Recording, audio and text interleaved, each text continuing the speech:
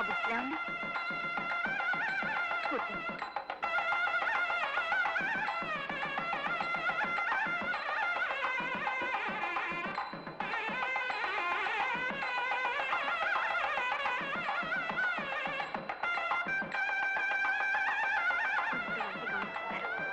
మామగారు తెలుసుకుంటారేమో.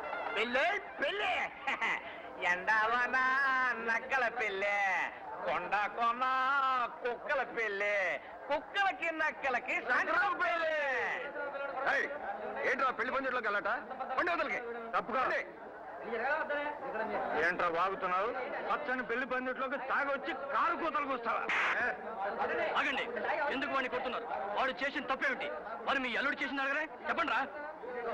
అలిసిపోయిన ప్రాణాలు చల్లబట్టడం కోసం రోజు ఎత్తగా తాగేటోళ్ళం. మా తాగుడు మాన్పించడం కోసం మా పిల్లల్ని మా మీదకే ఉసుగొల్పాడు. ఇతగాడు మా సంసారాలు నిడదీశాడు.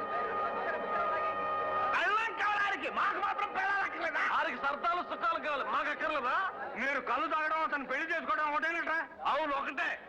కాకపోతే మా తాగుడు మాన్పించడానికి మా పిల్లల్ని మా నుండి ఎందుకు ఎరదీశాడు? అబ్బాయిలు మాత్రం ఏరుకుంటారా పిల్లల్ని? అయిపు కోసం తాగుతాం మేము, అయిపోయి పెళ్ళాడుతున్నాడు.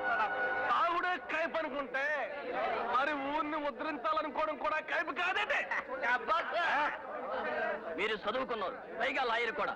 చిన్నాళ్ళు కొకలా చిన్నబాబు కొకలా ఏంటండి? న్యాయం చెప్పండి. చెప్పేదేమీ లేదు. మీరంతా కూడ పలుకొని ఇక్కడ గొడవ చేయడానికి వచ్చినట్టున్నారు. పోలీసులను పిలిపించి మిమ్మల్ని బయటికి గెంటిస్తా. మావయ్య గారు మీరు ఆగండి.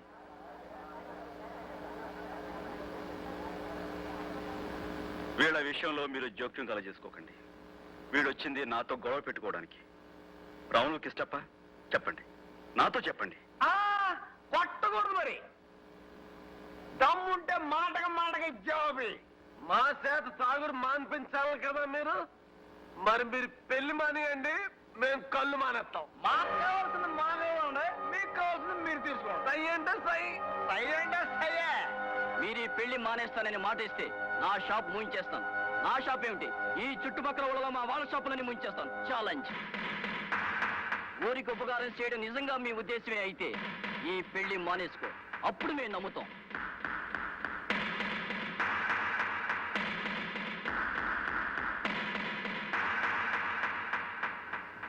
నేను సైతం విషవీణకు తంతినై మూర్ఛనలు పోతాను.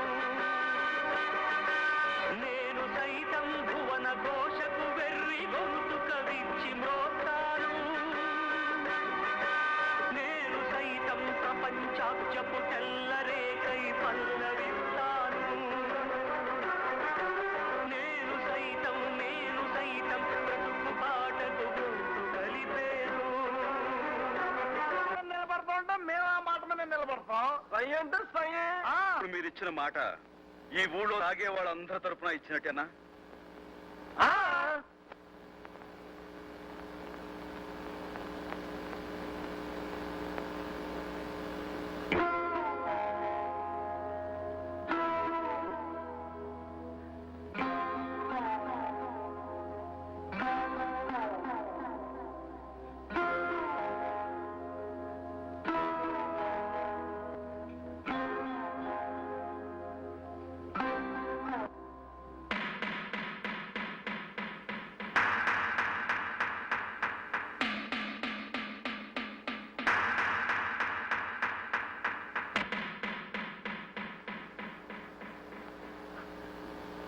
చూడండి, ఇద్దరు పెళ్లి కన్నా ఎందరి కళ్యాణమే ముఖ్యం.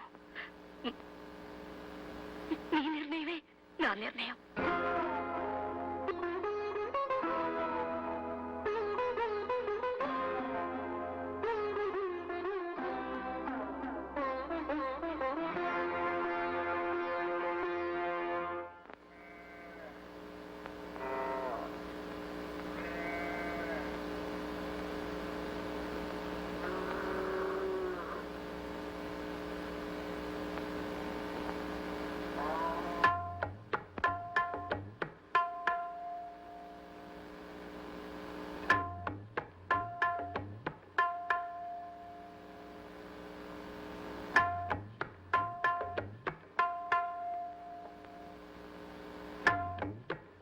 అమ్మా గాయత్రి,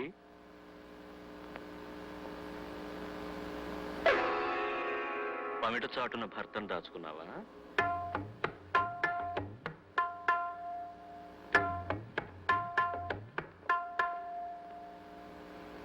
పద్ధతిగా కాసిపోసి కంచిపట్టు చీర కట్టావు, బాగుంది.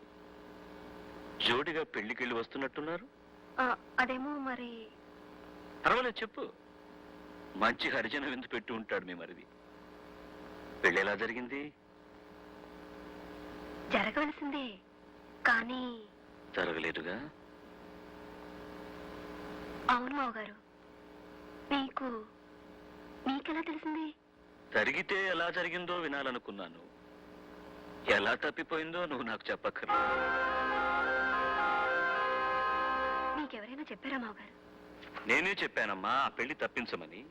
తప్పదాగిన తాగుబోతులకి చెప్పి పంపించింది నేనే. ఊరిని ఉద్ధరిస్తానని కంకణం కట్టుకున్నాడుగా, పెళ్లి కంకణాలు విప్పించడం పందెం పెట్టమని వాళ్ళకు నేర్పింది నేనే.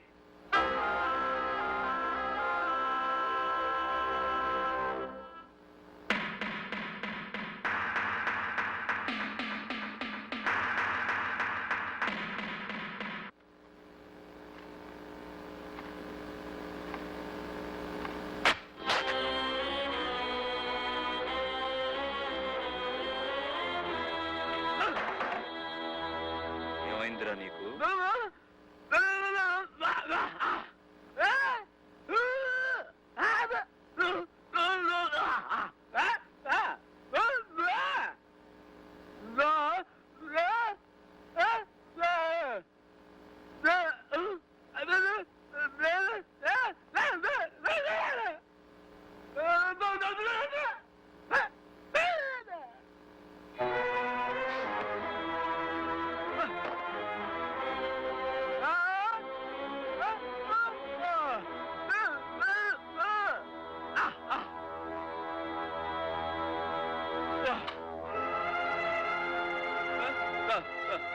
వద్దండి.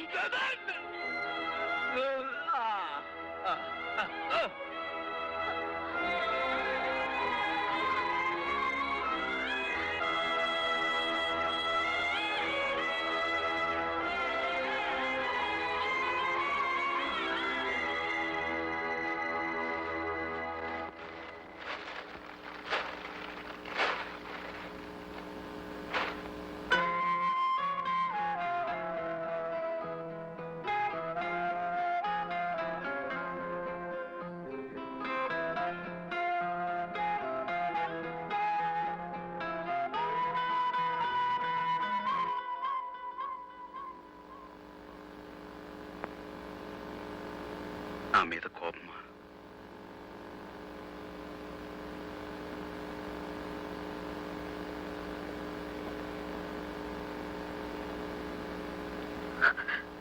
నీకొక విషయం తెలుసా? ఏమిటి? మన పెళ్లి తప్పింది కానీ ఒక బిడ్డ పుట్టబోతుంది.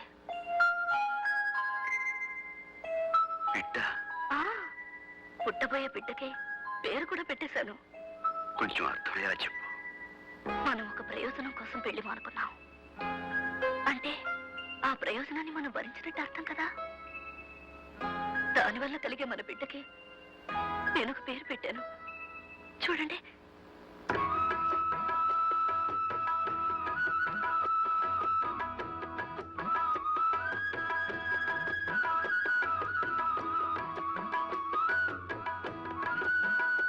ఇప్పుడు చూడు.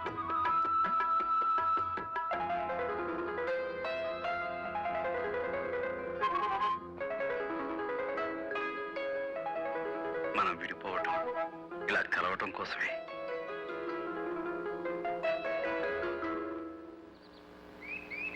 అయ్యా, మీ కాళ్ళకి దండలు బాబు, దండలు. ఏమిటిదంతా?